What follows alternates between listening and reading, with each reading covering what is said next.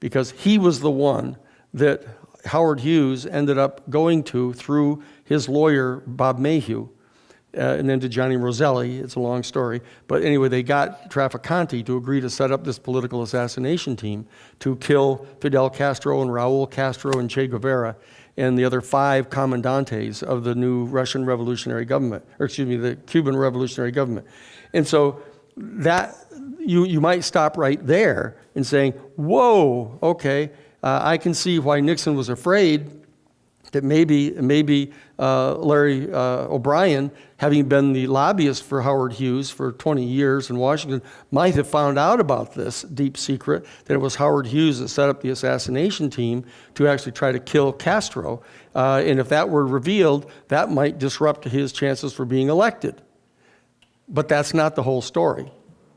The whole story is that that's the team that assassinated President Kennedy in Dallas on November 22nd of 1963, with details given to us directly by Santos Trafficante, who set up the team. And he knew the people who ran the team, the people that were in charge of the team, and what happened.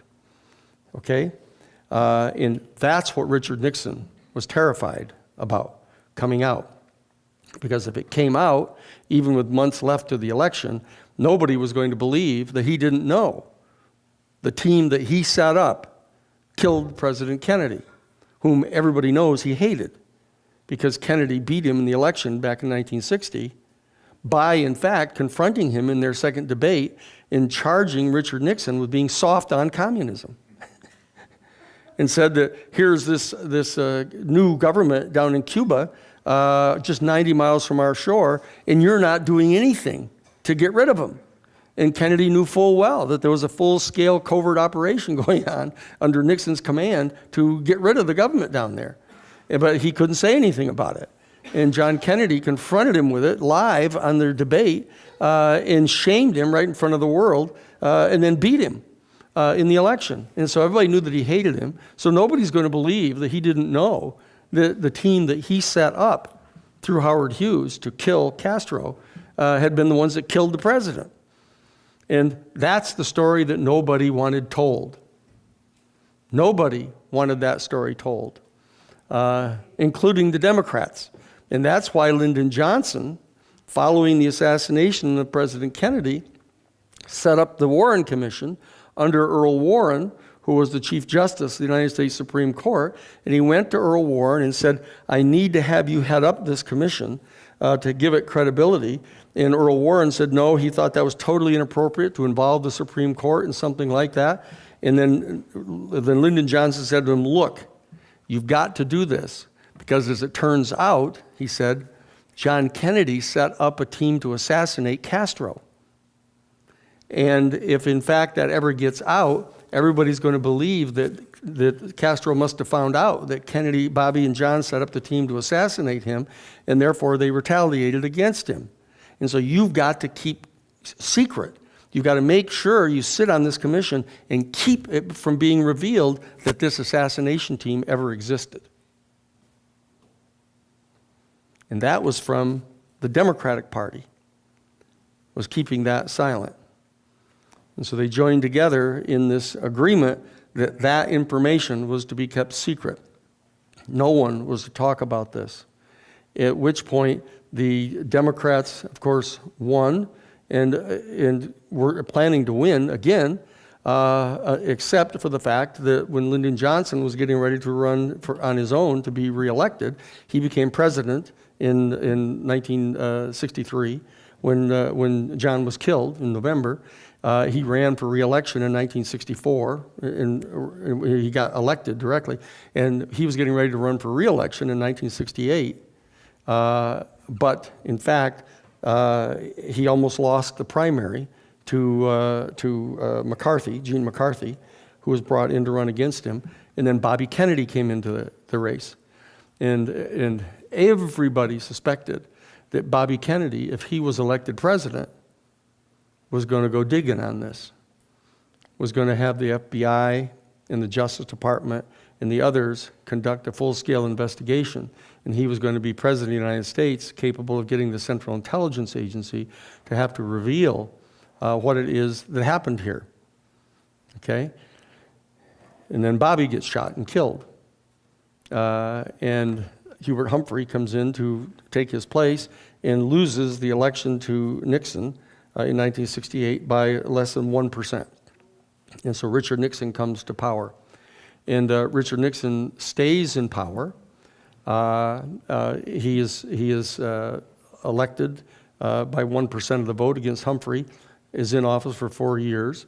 And then it comes back to 1972, and what he does is, in order to, this is more information, that when he's running, not only is he running this burglary team to go into the Democratic National Headquarters and find out if Lawrence O'Brien knows about the secret, but he is also reaching out to the North Vietnamese secretly and getting them to agree not to enter into a peace settlement with Lyndon Johnson. Because if Lyndon Johnson were to actually achieve a peace treaty with North Vietnam and end the Vietnam War, then Lyndon Johnson would win the re-election in 1968. So Richard Nixon, through Chenault's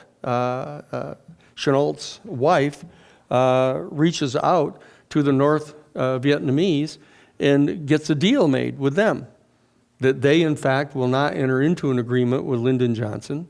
That way it will weaken him so Richard Nixon can win. Again, and everybody in Washington knows that. Everybody knows he did that. Okay? But they didn't impeach him for that. They didn't impeach him for that at all. And so here now you have the charges being made against Trump that he was reaching out and having these secret communications with the Russians about relieving the sanctions against them, and everybody's pretending like that ought to cause him to be impeached. But they all knew Richard Nixon had done that to the North Vietnamese, and not only that, they know that George Bush Sr., when he was running as vice president with Reagan in 1980, reached out to the Hezbollah and got them to agree to hold our 52 American hostages and not enter into a deal with then President Jimmy Carter, so Jimmy Carter would lose. So this goes on all the time. And so here it is now, everybody getting really indignant about Donald Trump, about having done stuff that they know not only that Richard Nixon did in reaching out to the North Vietnamese so he could win, and that George Bush Sr., working in the Reagan-Bush campaign, reached out to them. Not only that, but George H.W. Bush, George Bush Sr., in 1980, not only reached out to the Hezbollah and got that agreement to have them hold our hostages until after the election, they funneled money in through his director of covert operations when he was the director of the CIA from 1974 to 1977, this guy Theodore Shackley. They reached out and brought money in from the Nugan Hand Bank down in Australia that was money skimmed off the heroin trafficking in Southeast Asia in a deal that was set up between Theodore Shackley as the CIA station chief in Saigon, along with Vang Pao, who was one of the 3 opium warlords in Cambodia. That money was in the Nugan Hand Bank, and they brought it into the elections in 1980. They brought it into the elections, and they put it into through 2 South African banks and brought it into the United States and put millions of dollars into the campaign against Frank Church up in Idaho for his reelection in 1980, because he was the chair of the Church Committee that was set up after the Watergate Committee. And so and people say, why did that happen? Why did they set up the Church Committee, the Senate Select Committee to investigate intelligence abuses by the Central Intelligence Agency? Why did they do that right after the Watergate burglary? And nobody talked about it. Nobody talked about it. But it was because they knew that the Central Intelligence Agency had been involved in burglarizing the hotel. They knew that the CIA had been involved in knowing about the assassination of the president. They knew the CIA had been involved in the covert operations against Cuba. They knew all of that. And so what the Democrats did after Nixon resigned is they set up the Select Committee on Intelligence Abuse. And they decided how much they were going to allow to come out about that so they could seal that off. They could stop all the further investigations of that. And it was Frank Church from Idaho, the Democratic senator from Idaho, who was the chair of that committee.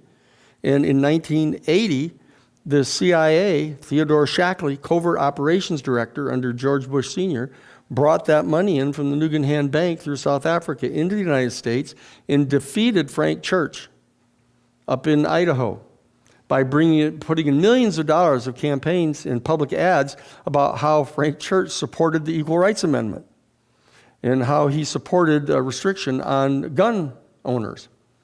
Those were the two main things, and just poured the money in, just exactly like Russia is being accused of doing now, coming in and dealing with them in what the actual fissures were in the political community and exacerbating them, just like that. And they did the same thing. They did the same thing to Dick, what's his head from Iowa, Clark, from Dick Clark in Iowa, who was another United States senator who had in fact opposed covert Central Intelligence Agency operations in Africa. And they did the same thing to Birch Bayh in Indiana, who had opposed the Central Intelligence Agency. And so there were 3 of the United States senators that they targeted, and they went into their states, and they did intelligence gathering on what the CIA did intelligence gathering on what the political fissures were in those communities, and they exacerbated them by millions of dollars of ads, and then got those guys defeated. Okay? And everybody in Washington, D.C. knows that. And they still don't ever let you know that. So there's this whole thing that goes on inside the Beltway of the secrets that are known. And when I came in to Washington in 1975 at the Jesuit headquarters, I didn't know all about that stuff yet, but I knew a lot because I'd been already on the Watergate burglary case in F. Lee Bailey's office. I'd already been representing the New York Times in the Pentagon Papers case, so I got to see all 47 volumes of the top secret classified cable traffic and everything having to do with the Vietnam War that revealed the existence of the political assassination team, the opium smuggling, all of that stuff. Okay? So I knew a good deal, and that was, of course, why I, in a certain sense, qualified to be the legal counsel for the Jesuits. That you're up on a sophisticated level of knowing what's really going on in the world, and that so you can play on that type of a field. Okay? So that's what really happened in the Watergate case. And that, the knowledge of it, even among the so-called well-informed, was just what I told you in the first 2 minutes. Oh, they discovered the check in the pocket of Bernard Barker, and they traced the money to Creep, and therefore it was the president and his committee paying to burglarize the Democratic National Committee. But what they don't tell you is that the check that was in his pocket, the money came from the committee to re-elect the president, but it had been filtered through a bank, the Banco Internacional in Mexico City. And it was put into a particular account down there, a lawyer by the name of Ogario. And that's where the check was drawn from that account. And the deputy director of the FBI was actually going that day, on the 24th of June, the next day, was planning to go down to Mexico City to find out about that account and what that was all about. And it turns out that that bank account is where they put the money to run the political assassination team that was put together by Nixon to kill Castro. They used the exact same account to put the money in to pay the burglars to go in, and because they picked the burglars who already knew what they were looking for. Because it turns out those people were part of the assassination team. Those people that were in the Watergate Hotel were all part of the assassination team, the S-Force, that killed the president. There are 15 men on the team, and they were all handpicked by Santos Trafficante, And they were all people who had been his gunmen down in Havana when he was there before Batista was overthrown. And all of them had been recruited by the Central Intelligence Agency after they came up to Miami and Tampa to be part of Operation 40. So they were all part of these guerrilla bands. They were in 5 of these paramilitary camps that were located down through the southeastern United States, one on Swan Island, one on No Name Key, one in the Everglades, and one on each end, the north and south end of Lake Pontchartrain. And the person that was in charge of the one on Swan Island was Frank Sturgis, the very guy that was involved in the Watergate burglary. And the other guy who was in charge of the paramilitary base for the anti-Castro Cubans in the Everglades was E. Howard Hunt. And that's the guy they're talking about on the smoking gun tape. The smoking gun tape on June 23rd, that how many people here, I'll show you, how many people here have ever listened to that tape? Okay? And what they're talking about on the tape, what Nixon is talking about, is you can't, they're investigating, he said the assistant director of the FBI is getting ready to go down to investigate that bank in Mexico. That's what you can't allow to happen. That you've got to stop. So I want you, Bob, to go over and get John Ehrlichman. I want you to go over to the agency, and I want you to get Dick Helms and Vernon Walters to contact Pat Gray over at the FBI and tell him to get the hell out of this investigation right now. Because this Hunt guy, if you peel that scab back, there's going to be a hell of a lot in there that we don't want talked about. Okay? That's the assassination stuff. And in fact, in the Watergate burglary hearings, Sam Ervin, the North Carolina senator that was chairing those particular hearings, he asked Bob Haldeman live on national television when they played part of that tape, when he said, you can't let them go into that part of the investigation, with that Hunt guy, you peel off that scab and there's a hell of a lot in there that we don't want talked about. What were they talking about, he said. And Bob Haldeman said, I think they were talking about the assassination of President Kennedy. And there was this dead silence fell over the entire room for like 30 seconds. And then they all shuffled and looked at their notes and went on to the next questions. Something completely different. Okay? So it almost happened. It almost happened right there. Okay? So and those are the things that you don't know about. This is the part of the deep history that I want you to start appreciating here. You might not have expected it in a class here at this particular university about this general subject of the impeachment, but now you know. And so you're among the people that know, and therefore you should start getting used to it.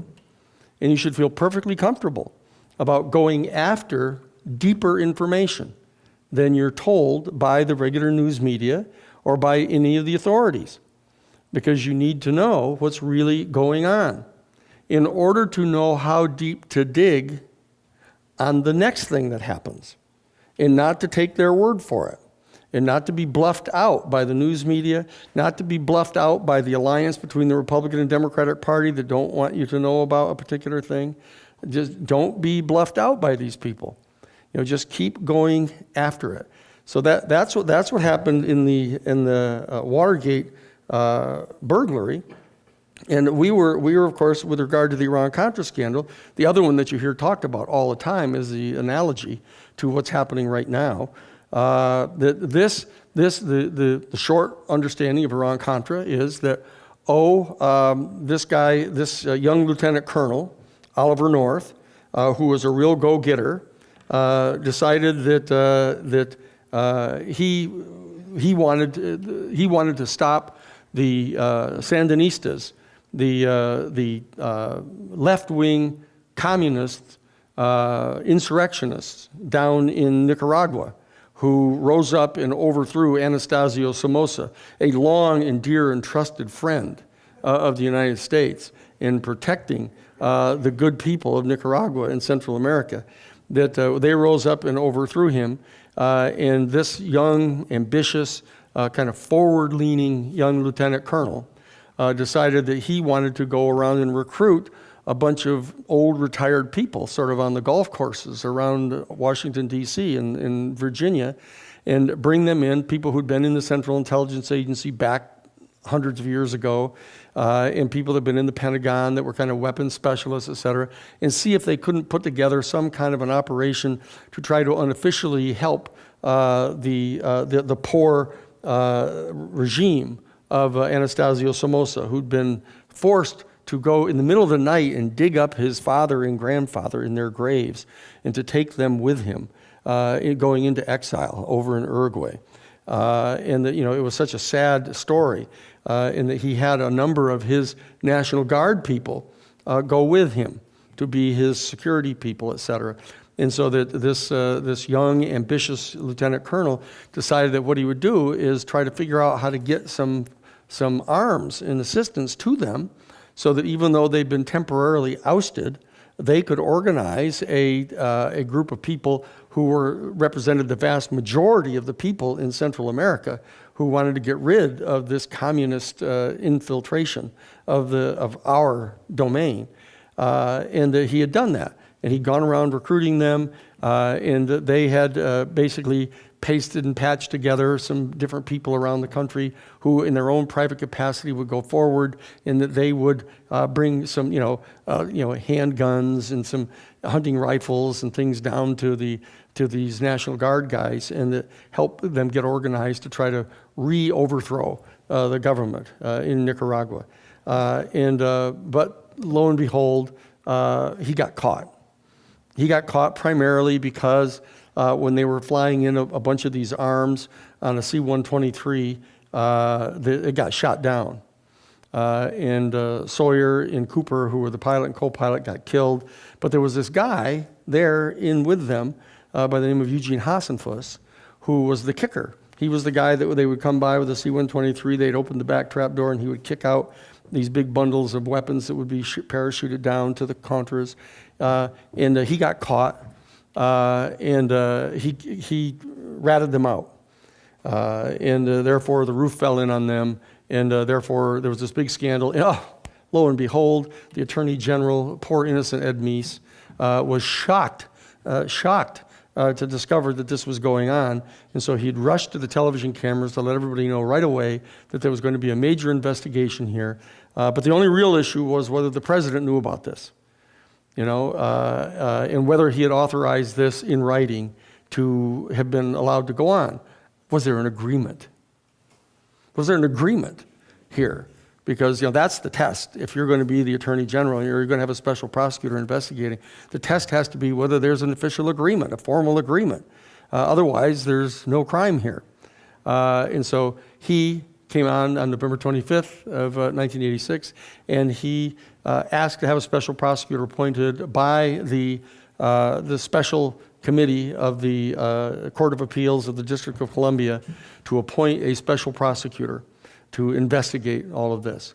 And the heavily right-wing Republican-dominated special counsel of the or special committee of the Court of Appeals chose Lawrence Walsh, a long-respected conservative Republican federal judge who was the chief counsel for Crow-Dunlevy in Oklahoma, actually. Was the legal counsel for the Kerr-McGee Petroleum Corporation, in fact, who had been defeated by us at the Christie Institute and rolled into the swamp for $10.5 million for the killing of Karen Silkwood and the contaminating of her home. And so they just decided out of the blue of all the different people in the country that they would appoint him to be the special prosecutor. Because as it turned out, the only reason that Ed Meese came before the television cameras and confessed that there was this operation is because we had already exposed them. And we had filed a major federal lawsuit in the Southern District of Florida, charging all of them by name with what they were doing. And the federal judge down there, James Lawrence King, had placed that complaint under seal. We filed the complaint actually on the 28th of May of 1986 on a Friday evening, and actually it was Thursday evening because we left one extra day in case there was some sort of a slip up. We filed it on Thursday at 4:30 in the afternoon, and Monday morning I get a call at 9 o'clock at my office in Washington, D.C., and it's James Lawrence King, the chief federal judge of the Southern District of Florida. He says, Mr. Sheehan, this is Judge James Lawrence King. I'm the chief federal judge in the Southern District of Florida. I have your complaint in front of me here. I've decided, he said, to forego the normal procedure of putting it onto the wheel and getting just a normal random judge appointed for this. In light of the sensitivity of the charges you've made here, I've decided to take this case myself. And I just want to let you know that unless you're here in front of me in person by 2 o'clock this afternoon here in Miami, I'm going to enter a summary judgment against this complaint. Thank you, and hung up. And I went, whoa, wait a second. So fortunately, I'd had a suit in the closet in my office. So I run and jump into my suit. And I run down and get a cab, and we go out to National Airport, fly down to Miami. I come, get in the cab. We go driving from the airport over to the federal courthouse. I go running upstairs, and I come kind of hook sliding into his chambers, at about 5 minutes to 2, and he's not there. And it said, his secretary says, oh, he's out in the ceremonial courtroom. And so I go running out into the ceremonial courtroom, and here he is in full robes, sitting up on the bench, and there are 26 lawyers, all arrayed out in front of him.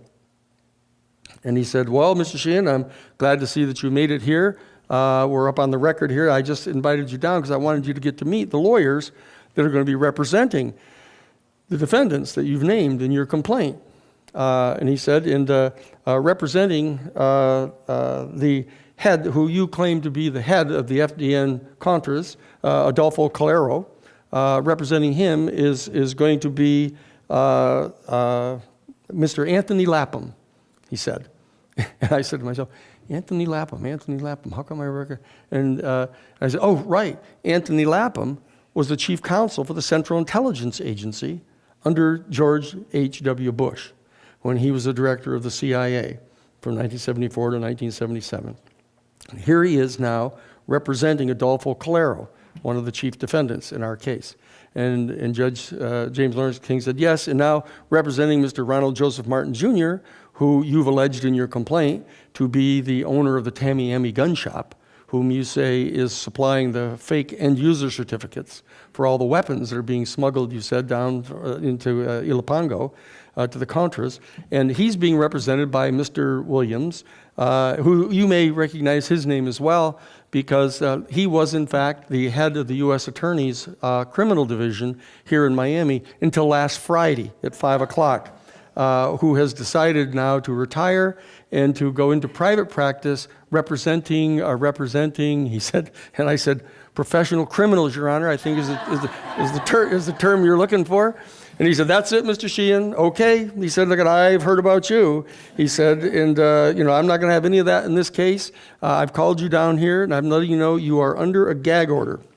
I'm sealing this case. I'm gonna keep the case completely sealed. And if you so much as breathe a single word about the mere existence of this lawsuit, nothing to do with the charges or any of the stuff in discovery, but even let them know it exists, I'm gonna hold you in immediate, direct criminal contempt of court. And I'm going to put you in federal prison for 6 months. I said, oh, really? I said, that's curious. I said, I don't think you really have the authority to do that. And I just want to let you know I don't have the slightest intention of abiding by it.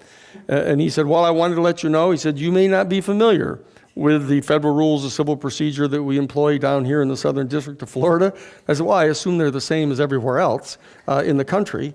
I said, in fact, my professor of civil procedure at Harvard, Shapiro, wrote those rules. I happen to work on those rules with him. So I assume you're talking about the rule that authorizes a judge at his discretion to take reasonable steps to keep a jury when they're impaneled from being prejudiced by public information. I assume that's what you're talking about, but I don't think that gives you anywhere near the kind of latitude that you're taking here. And he just sort of stared at me and he said, well, we have a rule here that grants me discretion to take steps, reasonable steps, to keep a jury from being prejudiced. And he said, now, gentlemen, he talks to all the lawyers, I'm not saying here that this case is ever going to make it to a jury. He said, but I just wanted to let you know that I have the authority to restrict this, and if you breathe a word of this existence of this case, I'm going to put you in federal prison. I just thought you ought to know that. So I said, good. I said, I don't intend to abide by it. Are we all done here? And he said, yeah, we're all done. So I get up and walk out. I walk all the way back to go get a cab, and I fly back to Washington, D.C., and that was a Monday morning. So I come into my office Tuesday morning, and I get on the telephone, and I call up Russell Hemingway. Russell Hemingway is an old friend of John Kennedy's, was in the Navy with him, is a really terrific guy, big aristocratic, wealthy family from New England, and he ran a thing called the Fund for an Effective Congress, and they would give funding to congressional candidates. He used to like to say, we fund liberals whether they're Democrats or Republicans. And so I give him a call, and I explained to him what had happened. And he said, Danny, he said, you got to go see Tip O'Neill right away. Tip O'Neill was the Speaker of the House of Representatives. He said, look, you got to go see Tip O'Neill. I'm going to give Tip a call right now. You just go on over there now. You go on over, and he'll see you. I'll give him a call. So you go on over there. So I did, and I go on over. We were only 10 blocks away. So I go over to the house, and I go into Tip O'Neill's office, and there's Tip. He's got his chief of staff with him, this guy in a wheelchair, and Russ had said, bring some copies of your complaint and give them to him. So I did. I handed him a couple of copies of the complaint, and he's leafing through it, and Tip O'Neill looks up at me, and he says, gee, he said, if this is true, he said, why, these are impeachable offenses here. And I said, yeah, I thought so. And he said, look, we're in charge, by we, he meant the Democratic Party. He said, we're in charge of the House of Representatives, but we're not in charge of the Senate. The Republicans still control the Senate. And so even if we were to return articles of impeachment, Peter Rodino is the chair of the Judiciary Committee, even if we were to return articles of impeachment, they'll never convict him, no matter what the evidence is. So we really need to wait until the elections this fall. This is 1976. Right, this is like June 2nd or so of 1986. So he said, we'll have to really wait for the election here in the fall, and assuming we can take back the Senate, then what we'll do is we'll set up a special select committee to investigate the charges you've made here. He says, here's what I want you to do. I want you to take a complaint over, and I want you to go over and see Claiborne Pell. Claiborne Pell is the ranking Democrat from Delaware. Rhode Island, and he is the ranking Democrat on the Senate Foreign Relations Committee.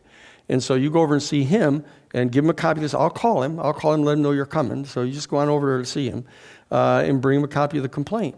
And what you do is you're going to ask him that if, in fact, we take back the Senate in the fall, would he agree to set up a special select committee to investigate these charges that you've made? And he's going to ask you, Dan, who do you think should head up that committee? And I want you to tell him, John Kerry. You want to appoint John Kerry. He loves John Kerry, he said. Yeah, we kid him. He loves John Kerry so much, we all kid him that he must be his illegitimate child. He said he thinks John Kerry's going to be president someday. I laughed. I said, so does John Kerry, I said to him. And he laughed, and I laughed. And so I go over to see Claiborne Pell. We make the deal. He agrees to do it. I turn around, and I come back to my office. Walk into my office, and Patty Austin, my secretary, she says, Danny, there's an older gentleman waiting for you. And I said, well, who is it? And she said, I don't know. He didn't give me his name. I said, well, where is he? He's up in your office and sitting there waiting for you. So I go upstairs, and this is now Monday, right? Or after we filed on Thursday. So I go up, and I walk in, and here's this older guy sitting in a chair. I walk over to him, I stick my hand out, I say, hi, I'm Danny Sheehan. He said, yes, I know, thank you, it's good to meet you. He said, I just wanted to talk with you. And I said, he never told me who he was. So I said, okay. So he sits down, and I go over and sit down behind my desk. And he was like in mufti. He had these khaki pants on with the big pockets on the side, and he had it was all in mufti, like he had this fishing vest on with like about 18 pockets in it and stuff. And he had this hemp bag, like a little case on the side. And so I sit down, and he reaches into his bag, and he pulls out, he says, here, I've got a copy of your complaint here. he said. And I'd like to ask you some questions about this. He said, look, you don't have to answer them unless you want to. He said, but maybe I could help you out with this. And so I just, on an instinct, I said, okay, what? He said, look, of the 26 defendants that you've named here, who do you think is the most important of these? And he said, I said, that's easy. I said, it's Theodore Shackley. And he said, oh, really? And why would you say that? And I said, well, a lot of people would think it'd be because he was the ADDO. He was the Associate Deputy Director for Operations under George Bush when he was the Director of the CIA. George Bush is now the Vice President. And Donald P. Gregg, who's his National Security Advisor, was the CIA case officer for Felix Rodriguez and Felix Rodriguez and Rafael Chichi Quintero, who are both running the Ilopango airlift operation of weapons to the Contras right now. And so that most people would think that's why he'd be the most important here. And he looked at me and he said, but that's not the main reason why you think he's the most important? I said, no. He said, what is that? And I said, because he was the CIA station chief in Miami on November 22nd of 1963. And he just stared at me like that. And he said, there aren't 5 men in the world that would have answered the question that way. And he gets up and he walks across this and he sticks his hand out. He says, my name is Dick Billings. I was the chief staff writer for the House Select Committee on Assassinations. And I think I could help you out. So that's how it started. That's how the big major investigation started that led to the discovery of what was really at the base of the Iran-Contra scandal. And I'll leave that for you till the next time, so that I'll give you one more example in our next class about what's really going on deep down beneath these types of constitutional crises that manifest in confrontations between the Republican Party and the Democratic Party. Okay, and that there's always a shallow explanation given for what the real problem is, but they try to avoid it, and all they want to talk about is the obstruction and the lying and the technical procedural rules that they violated by not cooperating with some investigation. And then they all pretend that they were really helpless. You see, we couldn't really get to the bottom of why this was really going on, but we do know that they were obstructing us and they were lying, and so we'll bring charges against them. And just remember that there were only 2 people, all the people that were charged by the special prosecutor in Iran-Contra were all pardoned by George Bush Sr. He pardoned them all at the direct advice of his Attorney General, William Barr. Okay? Okay, so Grant will come. Okay? All right. All right, kids.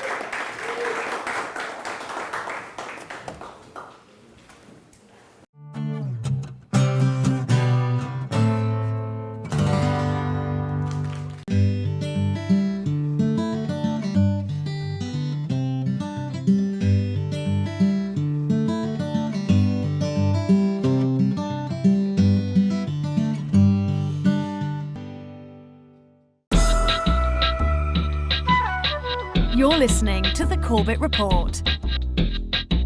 CorbettReport.com.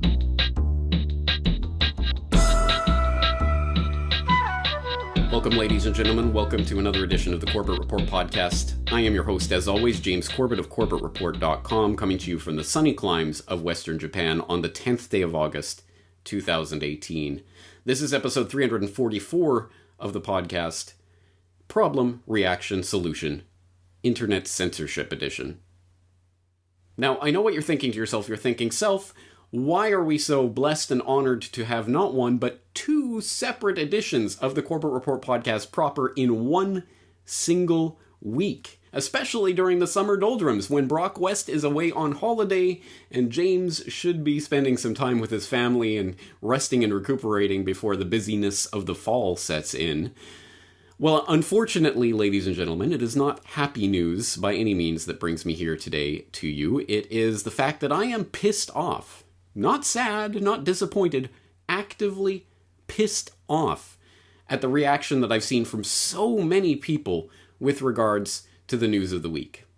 What news am I referring to? Of course, the news that we've all heard by now of the social media purge, the crackdown. And obviously the largest name, the big example that everyone will point to, of course, is Alex Jones and InfoWars being taken off of Facebook and YouTube and Apple and other places. Spotify has been cracking down. So that has been the big story. And on top of that, as some of you I'm sure have seen, but maybe some haven't, Daniel McAdams of the Ron Paul Institute and Scott Horton of the Scott Horton Show and the Libertarian Institute, both previous guests on this program, have had their Twitter accounts suspended, seemingly indefinitely, and Peter Van Buren of We Meant Well has had his account completely deleted because of a little altercation they had with an MSM zombie earlier this week, or I guess last week at this point. Anyway, if you haven't heard about that story, I'll put the link in the show notes so you can catch up on it. But as I say, we all know about the news of the week and the general theme of the social media crackdown. And this is apparently, according to pretty much everything I've seen, even from alternative media personalities that I respect and whose commentary I look forward to, they're all mouthing the same pieties and platitudes and missing the point of all this. This is the point where I'm supposed to go, well, yeah, Alex Jones is crazy and he says some nonsensical things and he acts like a clown and he might be controlled opposition, but we should all be on his side on this because it could be us next and blah, blah, blah, blah, blah.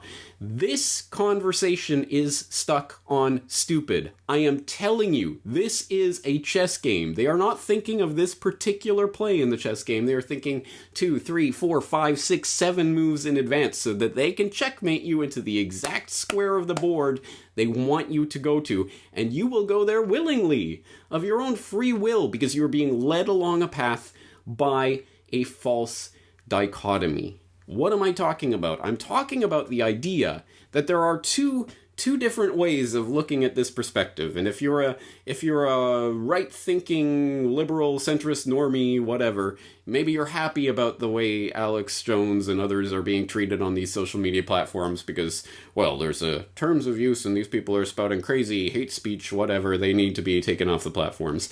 In order to protect the public sphere, because that's what Twitter and Facebook and all these things amount to right now. And if you're a good thinking, conservative, whatever, MAGA hat-wearing Trump supporter, then you have to be up in arms and outraged and say, no, this is crazy, this is stupid, we can't just ban people for political wrongthink. What we need is some sort of Internet Bill of Rights to protect ourselves in the public sphere because Twitter and Facebook and all of these companies are now the public sphere.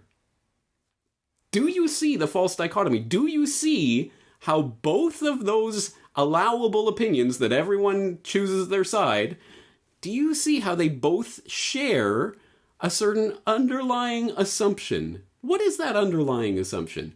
The public sphere is now Twitter and Facebook and YouTube and Instagram and whatever, the big tech giants.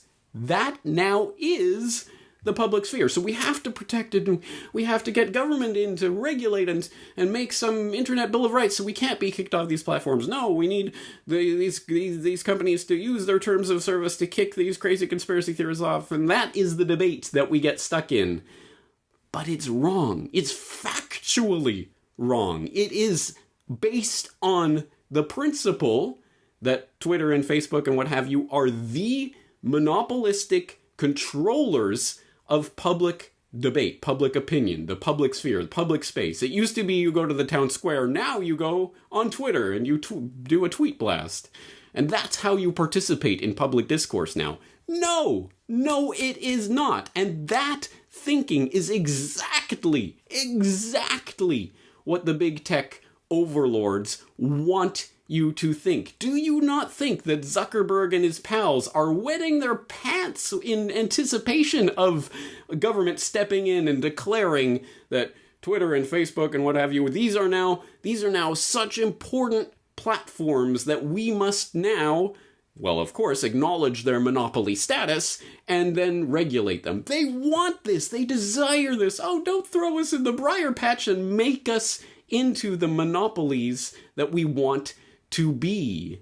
Do you understand how this works? There are a couple of things going on here, so let's break them down. I mean, first of all, we have the historical example of when government comes in to break up a monopoly and what ends up happening.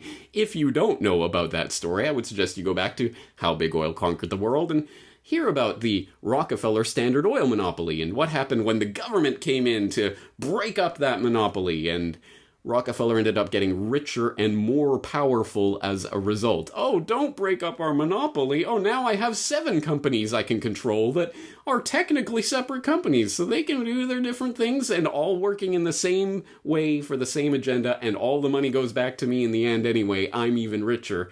Rubbing hands in anticipation. But this isn't about money.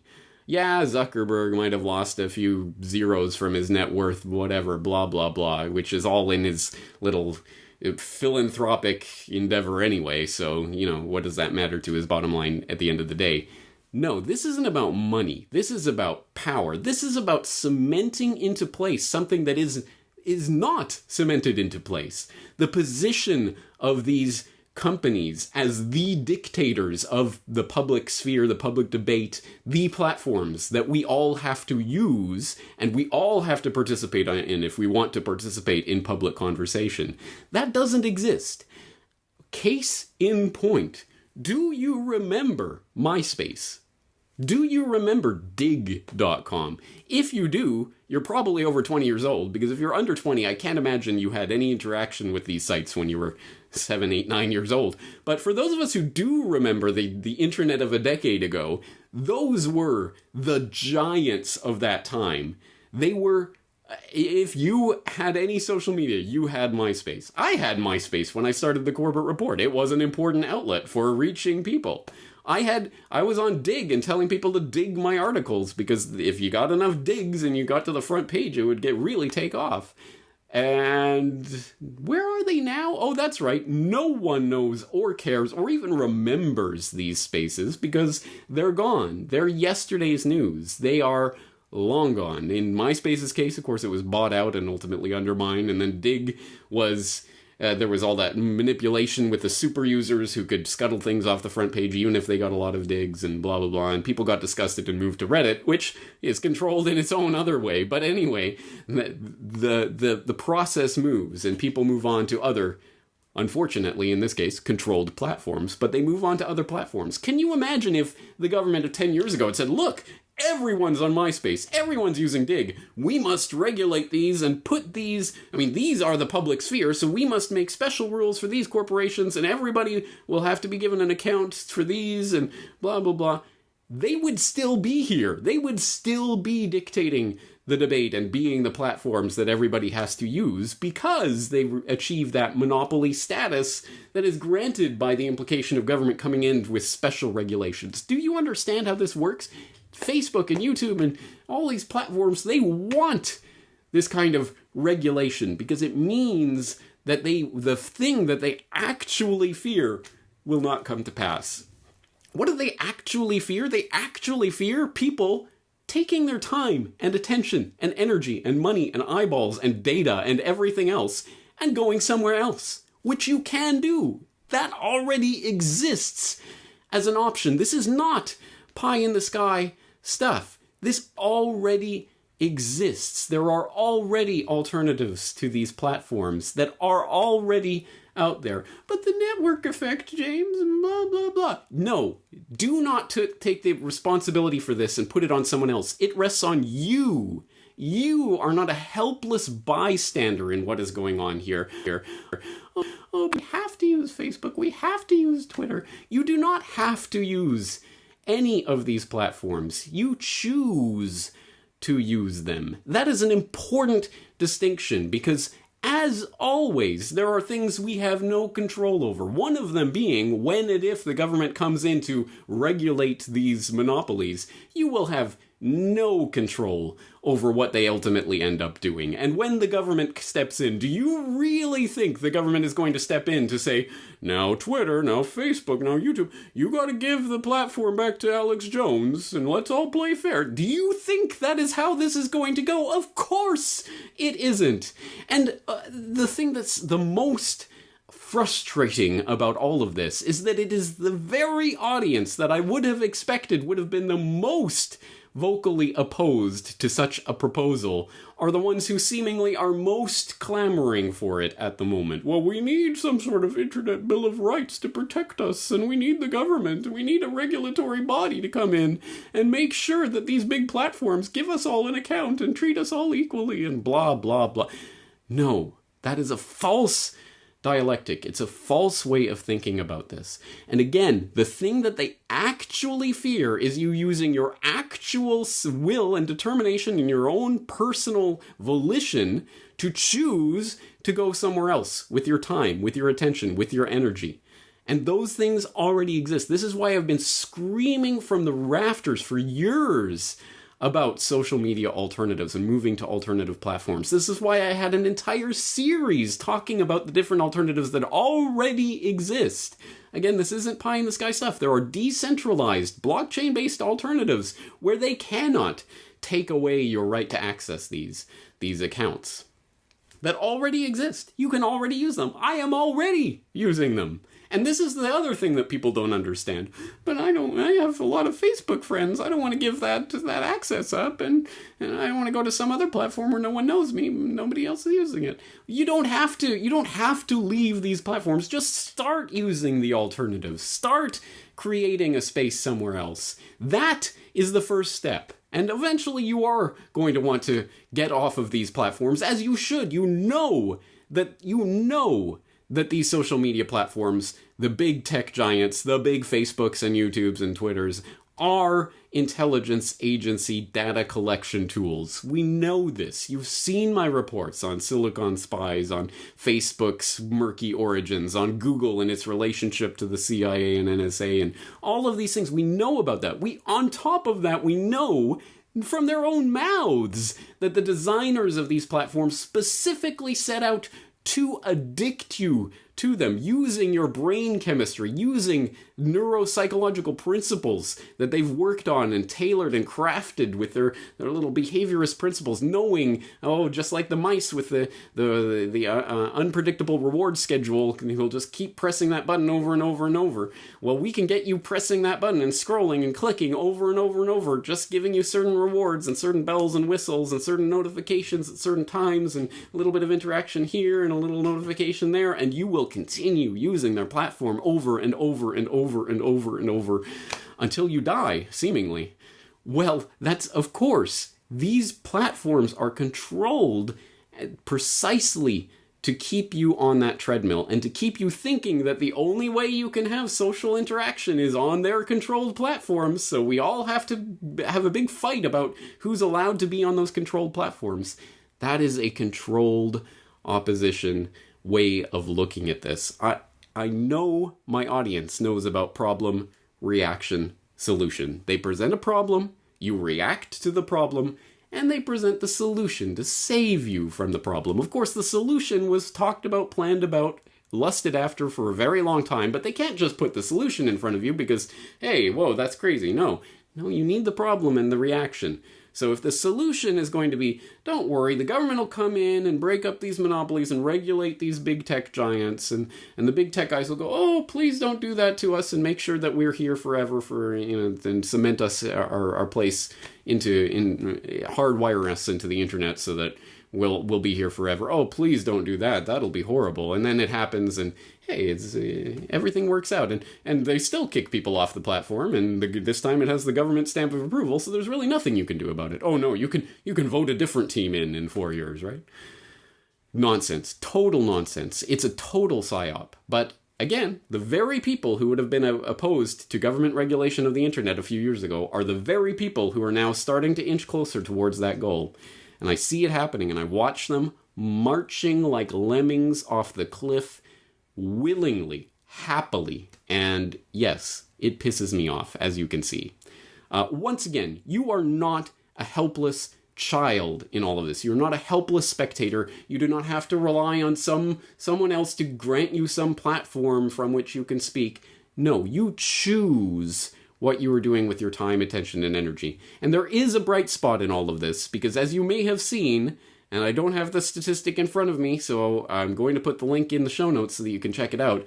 But something on the order of 40% of social media users have deleted at least one social media account in the past year. It can be done, and people are starting to do it. They're starting to wake up to the fact, hey, Facebook is a completely controlled platform that's only there to harvest my data and to collect information on me for the government behind the scenes. Maybe it's not a good idea to be feeding them all my data myself. Maybe I shouldn't be using their platform. Bing, bing, bing, bing. Yes, maybe you shouldn't.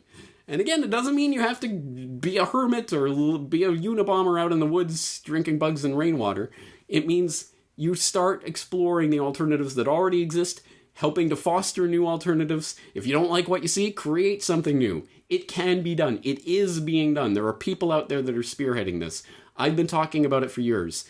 I will put the link into the social media alternatives series that I did, as well as some of the other videos I've done talking about the things that already exist and the need for these platforms in general. I'll also put in the links in the show notes talking about, in case you didn't get the message over the last several years, the fact that the big tech giants are, of course, the intelligence agencies behind the scenes. They are one and the same, and they are working for an agenda that is certainly not in your interests. So you should not be clamoring to please allow us a space on your platform so that we can give you all our data and put all our things on your controlled platform, so that at some point in the future they can just erase it all and completely eliminate your digital existence. No.